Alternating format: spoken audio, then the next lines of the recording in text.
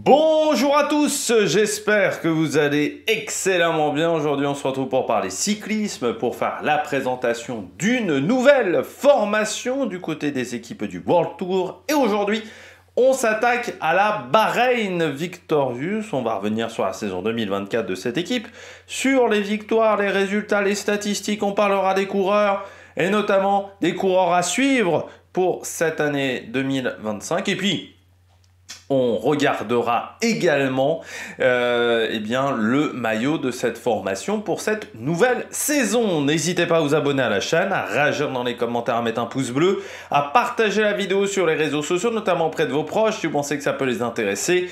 Dans les commentaires, n'hésitez pas à me dire qui vous a plu, qui vous a déçu, qui vous allez suivre en 2025 dans cette formation.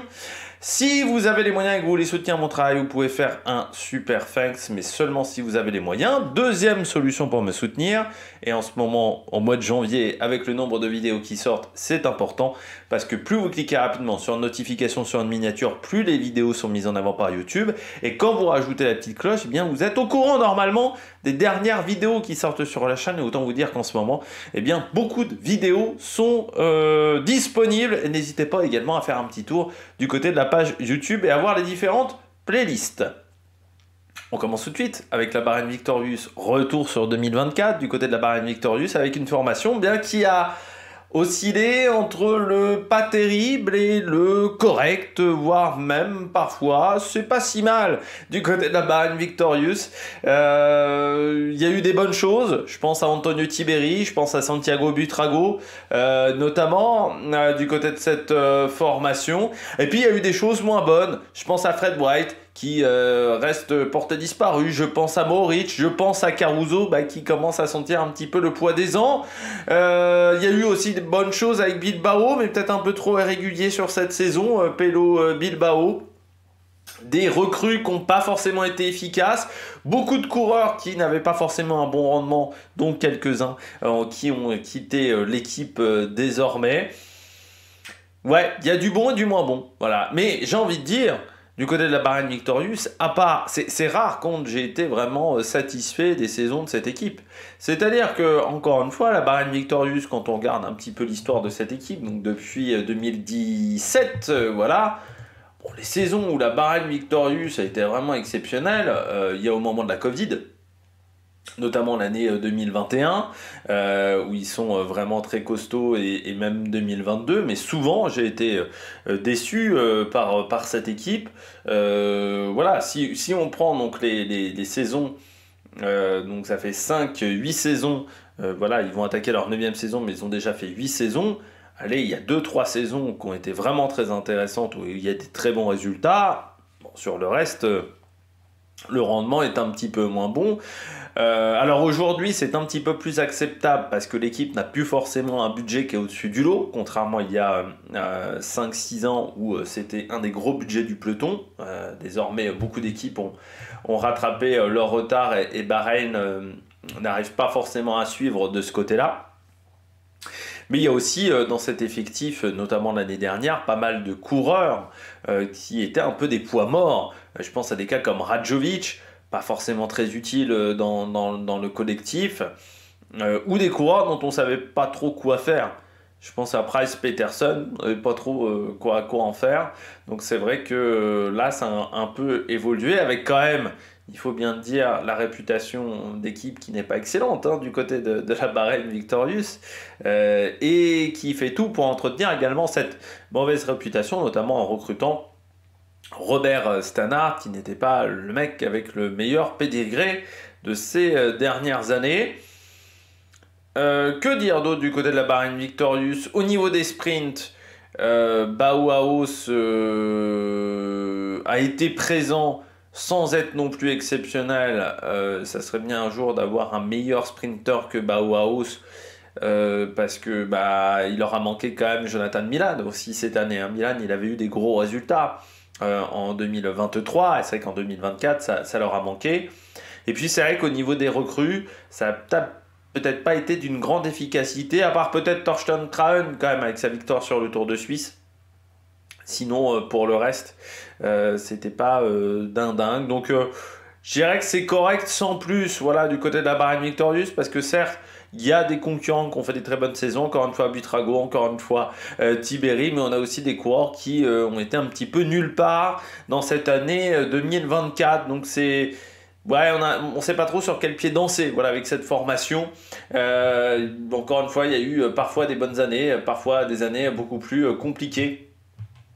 Là, je trouve que c'était une année qui était moyenne du côté de la Bahreïn Victorious par rapport à ce que cette équipe a déjà produit dans les années précédentes, malgré des grands tours qui ont été plutôt réussi. Alors, le Tour de France, le Tour d'Italie, bon, sur le Tour d'Espagne, ça a été beaucoup plus compliqué, ils ont été beaucoup plus discrets, mais sur ces deux courses-là, ils ont été présents sur les classiques aussi, quand même. Je pense aux classiques ardennaises aussi, il y a quand même eu des résultats, mais ouais, il en a manqué un petit peu. Cette année, sur certaines courses, ça a été trop irrégulier, voilà, du côté de la formation de Bahreïn. On regarde un petit peu le budget déjà de cette équipe. Alors Bahreïn Victorious, encore une fois, Ladbrokes estime le budget aux alentours de 30 millions d'euros pour l'année 2024. Donc il y a un effectif qui fait plutôt partie de la moyenne désormais des effectifs, des budgets du côté du World Tour. Hein. On est loin de ce qu'est capable de faire notamment la UAE. Hein. C'est quasiment la moitié du budget de la UAE en termes d'estimation. Donc c'est pas si énorme que ça au final, hein, la Bahreïn Victorious en termes de budget. Et c'est ce qui fait peut-être que cette équipe régresse un peu dans la hiérarchie mondiale, surtout avec l'arrivée de la Lidl Trek, avec l'arrivée de Red Bull, aux côtés de Bora, Hansgrohe, ou encore l'arrivée de Decathlon, à côté d'AG2R. Du côté des victoires en 2024, elles sont au nombre de 13 plus 1 pour un coureur qui, ce jour-là, n'avait pas le maillot de la Bahreïn Victorious. Alors, c'est cette victoire autre, c'est celle de Dušan Radjović au Tour de Hongchuan. Lors de la première étape, c'était en septembre. Et sinon, parmi les victoires avec le maillot de la Bahreïn Victorious, eh bien, vous avez Matej Mohoric, vainqueur de l'étape numéro 2 du Tour de Catalogne, puis Govkar, vainqueur de la deuxième étape du Tour d'Antalya. Phil Bauhaus, lui, remporté la troisième étape de Tirreno Adriatico. La quatrième étape de Paris-Nice était remportée par Buitrago. Wout Poels remporta la cinquième étape du Tour de Hongrie. Quatrième étape du Tour de Suisse pour Torsten Traen. Tour de Slovénie, étape 2, étape 4. Étape 2 pour Bauhaus, étape 4 pour Bilbao. Mohoric remporté le championnat du contre-la-montre de Slovénie. Le championnat de Serbie du contre-la-montre était remporté par Radjović. Govkar a remporté la sixième étape du Tour de Grande-Bretagne. Le général du Tour de Luxembourg pour Antonio Tiberi. Et Govkar qui a remporté le Gruy Tour of Ghanzi, qui a remporté l'étape 6 des Gruy Tour of Ghanzi pour le jeune coureur slovène. Et c'était sa quatrième victoire en carrière. Bonne saison, on va dire, de ce coureur Govkar, parce que je n'en parlerai pas plus tard dans la vidéo, qui avait déjà remporté une étape sur le Tour de Burgos, mais ça datait de 2022, à l'époque où il venait d'arriver à la Bahreïn Victorious, lui qui est passé notamment par l'équipe Tyrol KTM, équipe qui a souvent emmené des jeunes talents autrichiens, parfois d'ex République, d'ex-Tchécoslovaquie, d'ex-Yougoslavie, dans le cyclisme professionnel. En termes de nombre de victoires par saison, 13 victoires, c'est pas parmi les meilleures saisons de la Bahreïn, c'est pas parmi les pires non plus. Il faut remonter en 2020 pour seulement 9 victoires et 11 victoires en 2017, date de création de l'équipe. On est loin des 30 victoires de 2021 ou même des 19 de 2023. En termes de nombre de victoires sur l'année du côté de la Bahreïn Victorious, donc avec ses résultats, elle se place 24e au niveau mondial en termes de nombre de victoires, derrière notamment l'équipe développement de la Lotto Destiny, ou encore derrière la Groupama ou la JCL Team Ukyo, l'équipe japonaise. Ces résultats ont été obtenus du côté de la Bahreïn avec 9 coureurs différents. à égalité avec Alpecin, ou la DSM en termes de résultats de ce côté-là, et en termes de victoire en World Tour, et bien la Bahreïn n'en compte que 4. C'est-à-dire qu'elle est à égalité avec Intermarché ou encore Jayco Alula, ce qui veut dire que pas mal de résultats ont été obtenus dans des courses qui étaient en dehors du World Tour, hein, parmi ces 13 victoires, donc 9 résultats en dehors des courses du World Tour. En termes de points sur la saison, eh bien c'est pas foufou. Là aussi, hein, du côté de la Bahreïn Victorious, seulement 4934 points. On est loin des 7214 de l'année 2023 et surtout ça faisait depuis 3 ans, hein, 2021, 2022, 2023 que l'équipe était au-dessus des 7000 points. Donc c'est un gros retour en arrière du côté de la Bahreïn Victorious en termes de points marqués sur la saison. En termes de changement dans l'équipe, en termes de transfert pour cette année 2025, eh ben, pas mal de changements avec des départs, notamment Ahmed Madan, le Bahreïni, alors qui pourrait être prolongé, ça reste pour l'instant en attente.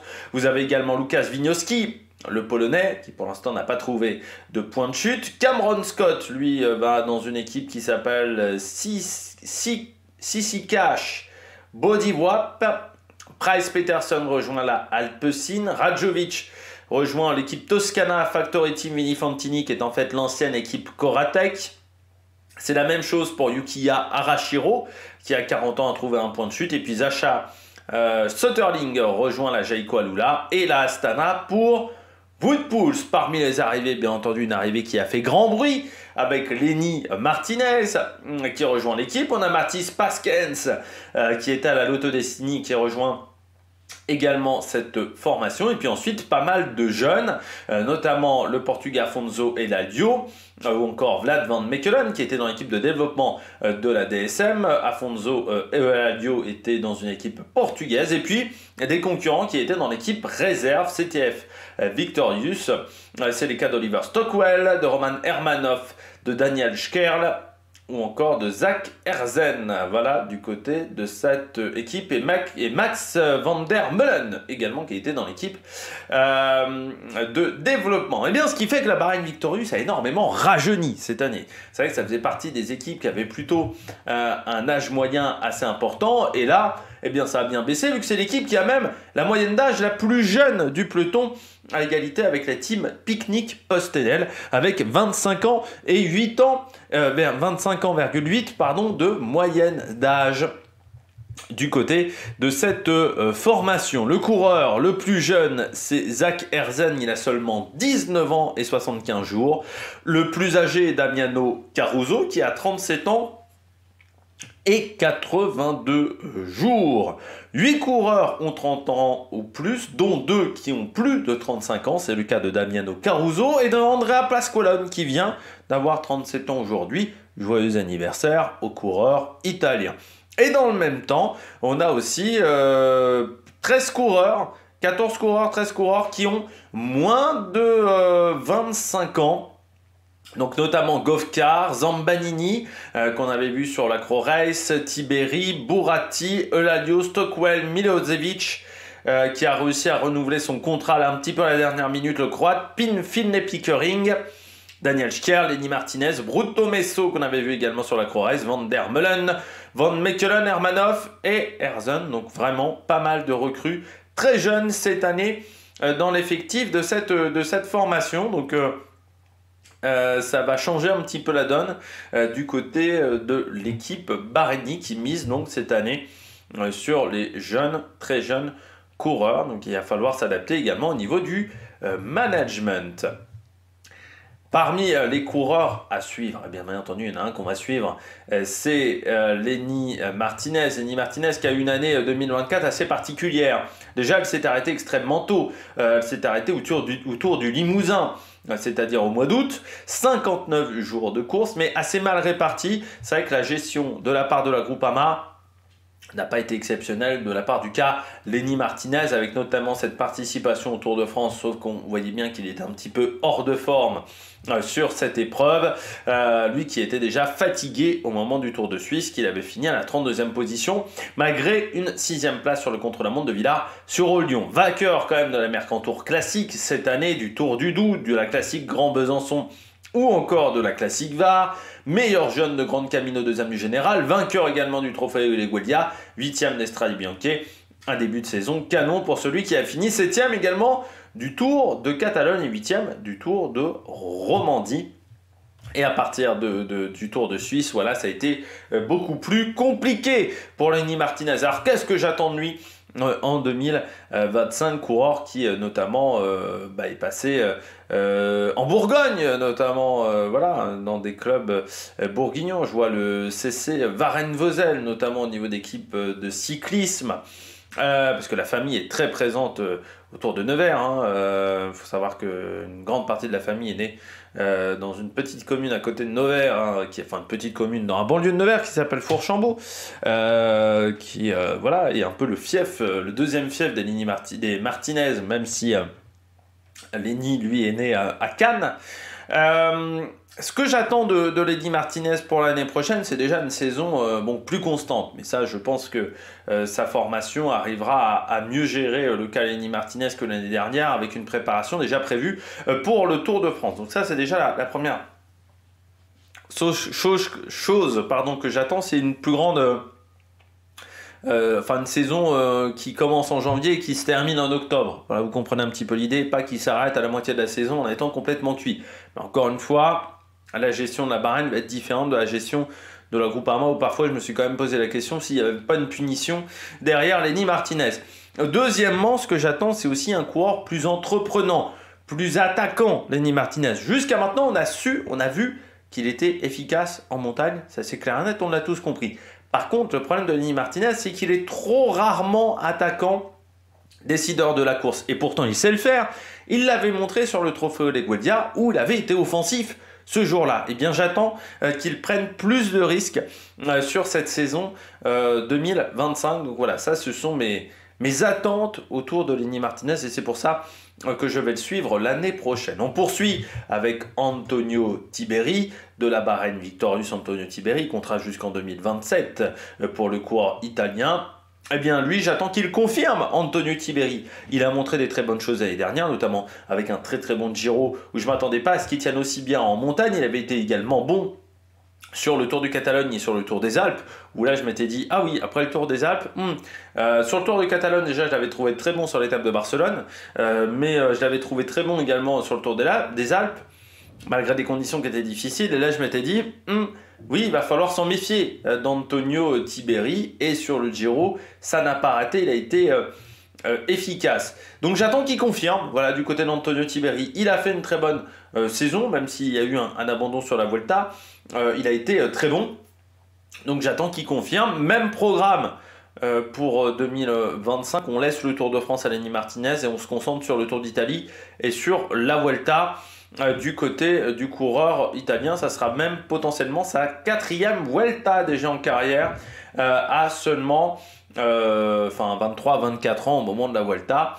Donc ça veut dire déjà une belle expérience sur les grands tours, lui qui est passé notamment par la Trek Segafredo avant d'être viré parce qu'il avait buté le chat de la première ministre ou de la ministre de l'Intérieur de Saint-Marin, je ne sais plus. C'est du côté de Saint-Marin que ça s'était produit, du côté d'Antonio Tiberi, qui ce jour-là aurait peut-être mieux fait, on peut se dire, de se tirer une balle dans le pied du côté du coureur italien. On poursuit avec Matej Mohoric. Matej Mohoric, en 2024, ça a été mi-figue, mi-raisin. Ça a été l'une de mes déceptions de la saison. Voilà, j'ai trouvé que ça a été bizarre. Il a bien commencé l'année sur le Tour de Valence. Enfin, le Tour de la communauté de Valence, pardon. Et puis ensuite, ça a été très compliqué, je trouve, pour le coureur slovène. Donc j'attends bien plus de résultats, notamment sur les classiques, où il a été assez discret sur ces courses-là, les classiques flandriennes notamment. Et puis j'attends, oui, des grosses performances qui n'ont pas été suffisamment récurrentes, notamment sur les grandes courses l'année dernière du côté de Matej Mohoric. Donc voilà, ça a été l'une de mes déceptions. Donc j'espère qu'il va réussir à relever la tête, en sachant que c'est un coureur qui sera en fin de contrat à la fin de l'année 2025. Donc là aussi, il faudra suivre ça autour de Matej Mohoric, voir si il y aura des atermoiements du côté de la formation Bahreïni, si du côté de cette équipe on le renouvelle ou s'il ne va pas voir ailleurs, parce que je pense que Matej Mohoric, autant il y a 4 ans, je t'aurais dit non, il n'intéressait pas beaucoup d'autres équipes, autant aujourd'hui je pense qu'il intéresse beaucoup, pas mal de nouvelles équipes. Donc ça peut être un coureur qui peut être très suivi et très demandé sur le marché des transferts. Autre coureur, Fred White. J'aimerais bien retrouver le Fred White de 2022, qui m'avait émerveillé en 2022, notamment sur la Vuelta, sur le Tour de France, qu'on avait vu énormément dans les échappées, qui avait été très présent. Le Britannique, c'est vrai que ça fait depuis 2 ans où c'est quand même bien compliqué, je trouve, en termes de résultats. Donc j'aimerais retrouver le Fred White d'il y a 2 ans. J'espère que ça ne sera pas le coureur seulement d'une saison.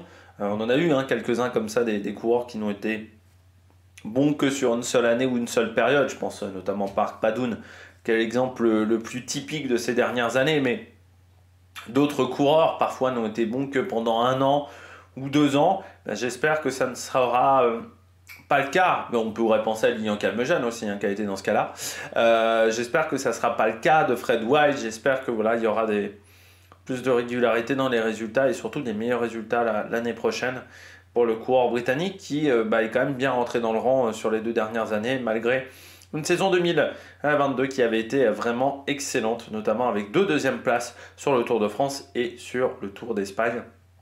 Parce qu'en 2023, par son titre de champion de Grande-Bretagne, il n'y avait pas eu grand-chose à se mettre sous la dent. Et cette année, en 2024, il y a eu une 3e place sur l'Accro Race. Et c'est un peu tout, quasiment en termes de résultats. Donc là aussi, et 14e du Alou Latour. Voilà. C'est pas exceptionnel non plus de la part de Fred White, donc j'attends le retour de Fred White. Bien entendu, Santiago Buitrago. Moi, j'ai bien aimé son année 2024 à Santiago Buitrago parce que pour moi, c'était un coureur seulement de classique. Santiago Buitrago, pour moi, c'était pas un coureur qui était en capacité d'être performant sur les courses par étapes de 3 semaines, et il a vraiment démontré ça cette année, je trouve, sur le Tour de France et même sur Paris-Nice, sur le Dauphiné, où il a vraiment progressé pour moi sur les courses par étapes, où il a été beaucoup plus efficace, beaucoup plus performant. Donc ça, c'est ce que j'ai aimé du côté de Santiago Buitrago. Donc j'espère que là aussi ça va bien se maintenir de ce côté-là pour le coureur colombien qui, je trouve, avait fait une belle saison après déjà une 10e place sur la Vuelta en 2023, mais là je trouve qu'il a vraiment été bon en 2024, notamment sur le Tour de France où il a été très bon en montagne, surtout en fin de course. Il a vraiment très très bien fini, c'est même comme ça qu'il arrive à choper la 10e place par rapport à un Ciccone notamment. Et puis présent également sur le Dauphiné, Paris-Nice, le Tour du Pays Basque aussi, qui a presque été décevant pour lui parce qu'il finit 11e. Je rappelle qu'il y a quand même la chute au niveau du Tour du Pays Basque, mais vraiment très régulier aux avant-postes et notamment une 2e place du côté du Tour de la Communauté de Valence. Et puis un petit jeune pour finir, Afonso Eulalio, coureur portugais. Alors certains diraient la réputation de la Bahreïn avec un coureur portugais, où c'est quand même un pays où il y a eu quand même pas mal de cas de dopage ces dernières années. Mais Afonso Eulalio, c'est un coureur qui a eu des résultats, notamment sur le Tour du Portugal, où il a fini à la 10e place avec 2 deuxièmes places sur cette course. Vainqueur également d'une étape sur le Grande Premio Jornal des Noticias. En fait, c'est un coureur qui a eu beaucoup de résultats sur les courses portugaises et espagnoles, notamment 2e du Trofeo Joaquim Agostinho. Normalement, il y a quand même un petit peu de talent quand on arrive à faire cette performance-là. 5e du Tour des Asturies, où il y avait également des équipes d'un bon niveau sur cette épreuve-là. Donc j'aimerais voir ce que ça donne au niveau supérieur. Je me dis que si Bahreïn a décidé de miser sur lui, c'est peut-être qu'on pense qu'il y a un petit talent et qu'il n'y a pas qu'Antonio Morgado du côté du Portugal. On regarde tout de suite, pour finir cette vidéo, le maillot de l'an prochain. Eh bien, pas de grands changements l'an prochain pour la Bahreïn Victorious, c'est-à-dire qu'on gardera ces couleurs blanches avec ces petites teintes de turquoise sur le maillot, ce qui a plutôt bien fonctionné. Je rappelle qu'à une époque, la Bahrain Victorious c'était plutôt un maillot rouge avec des petites touches de doré. Notamment la modification du maillot depuis l'an dernier, avec notamment un message pour Gino Meder, le coureur suisse qui était mort avec le maillot de l'équipe il y a 2 ans déjà. Enfin, une grosse année et demie désormais. Donc voilà, Bahrain Victorious qui a ce maillot-là qui leur permet de plutôt bien se différencier quand même dans le peloton. Alors cette année, il faudra se méfier parce qu'il y a la Movistar aussi qui va avoir des couleurs similaires. Et Red Bull qui aura aussi pas mal de blanc. On a eu une époque où il y avait beaucoup de noir. Cette année, c'est le retour du blanc sur les maillots. C'est quand même dommageable que toutes les équipes aient ce genre d'idée au même moment. On aimerait parfois qu'il y ait un petit peu d'entente entre les différentes formations au niveau des maillots. Et bien voilà. Alors ce maillot, moi je le trouve, oui, ça va être compliqué en fait avec la Movistar. Vraiment, comme la Movistar a choisi du blanc, ça va être le gros problème l'année prochaine entre Movistar et la Bahrain Victorious. Voilà, pour voir la différence de maillot entre les deux. Bon, j'espère que vous avez aimé cette vidéo. Si vous avez aimé cette vidéo, n'hésitez pas à vous abonner à la chaîne, à réagir dans les commentaires, à mettre un pouce bleu. Et puis bien nous, on se retrouve pour de nouvelles aventures sur l'Amérique Production. Ciao ciao!